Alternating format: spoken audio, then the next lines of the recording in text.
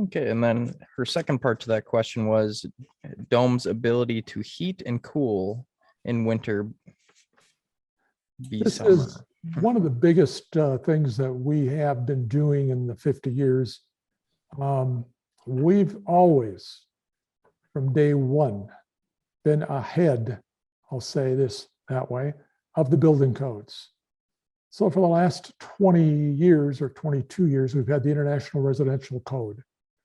And that's changed over the years. About 15, I think it's about 15 years ago, in one of the editions, they came up with the R values for all the roof areas in the various parts of the country. Now, most of them are grouped in 2 or 3 different zones.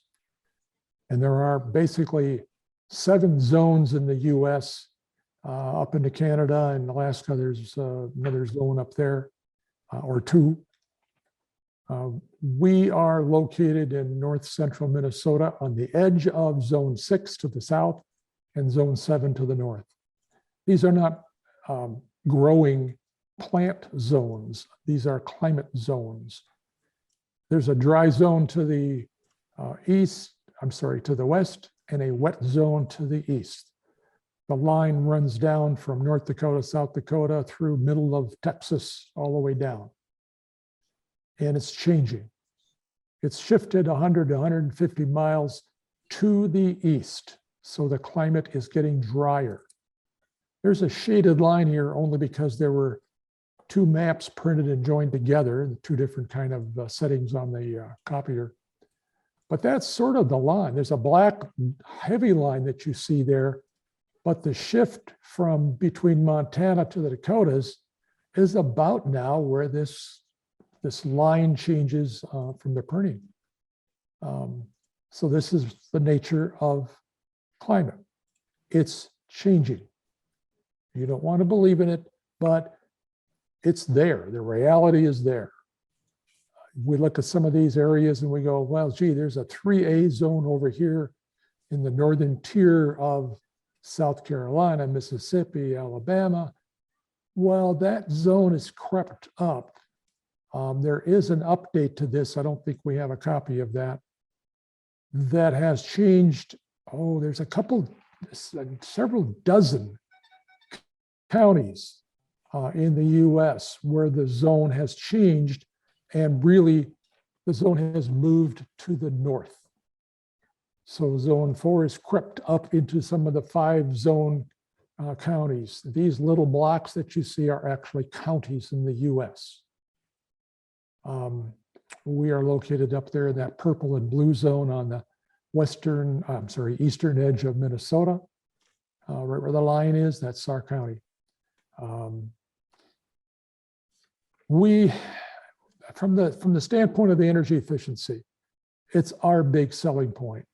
When the code said, well, we really want you to do an R49, and not everybody, some of the builders squawked, oh my goodness, R49, that's just, that's, how do we get that? Well, you get it. So we've got a chart on our website underneath the insulation. You go to the menu board, click on the menu board, it drop down, it'll show you insulation, and you go on that board and you see these different climate zones as shown on the left. And now you see, how do you get an R60? How do you get R70?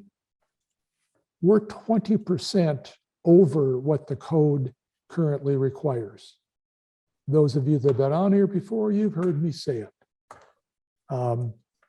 You are going to build to code, and you just built the worst house you can build. So when the builder says, oh yeah, we built the code. No, you should be looking at the future, not the past. So that's what we've done. Last year, we upped our insulation values to a 70, 72 as more or less our minimum code. That's what we use. It's not in the code, but it's our goal to get you into that area. My house right here, our house right here, has 18-inch thick walls, all fiberglass. It's a high-density fiberglass that we sell. It's made by Knauf Insulation for the industrial market. Our average heating bill in here, keeping the house at 70 to 71 degrees all season long. That's from like the middle of October to, let's say the 1st of June. So we kind of kid around here, but we're not kidding right now. We don't have warm temperatures. Every night it's been freezing. So some of the time, here's our bill. There's our radiant floor heating, and it's gas, natural gas, are $449 for the year. You notice the highest amount of the upper chart, there's $127 for the month of January going into February. It's, down below the next line, it's $121.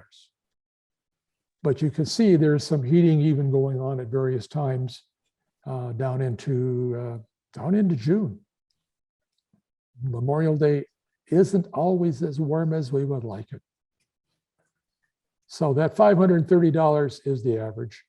This year, gas prices have jumped.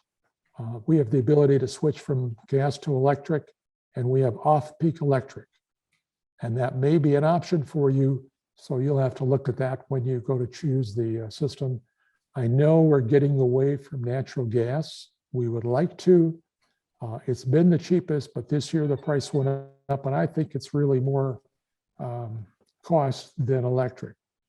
I haven't changed over to electric, as we can do that here. But when we did in the beginning and we switched from electric to gas, we lowered our bill about 25%. But now I think that cost is reversed from that. So we're going to work with you, and we're going to get this house designed for the future.